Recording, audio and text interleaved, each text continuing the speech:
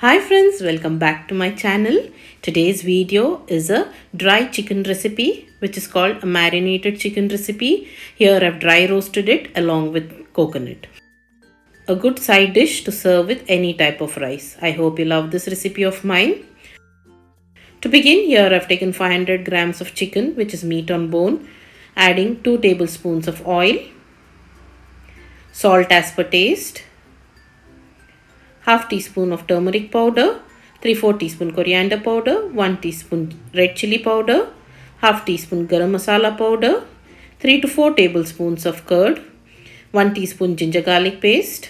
Now give this a good mix.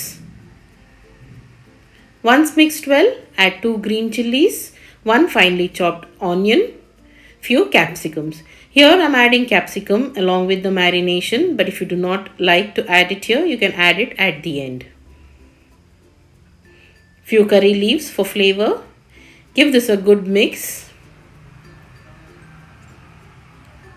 Once mixed well, keep it aside to marinate for 15 minutes. After 15 minutes, in a vessel or a kadai, heat 1 tablespoon of oil. Spread the oil evenly. Transfer the marinated chicken into the vessel and also the marinade. Now give a good mix, making sure to spread the chicken evenly. Cover the vessel and cook for 2 minutes on high flame. After 2 minutes, open the lid and you can see a lot of water released by the chicken. Give this a mix. And again spread the chicken pieces evenly. Adding a handful of water to cook the chicken. Now cover the vessel and cook on low flame for 10 minutes. After 10 minutes, open the lid. You can again see a lot of water released along with the fats from the chicken. Now give this a mix.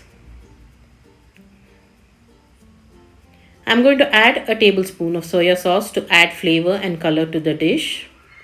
Mix well. While mixing, you would see gravy begins to thicken. I want to absorb all these juices.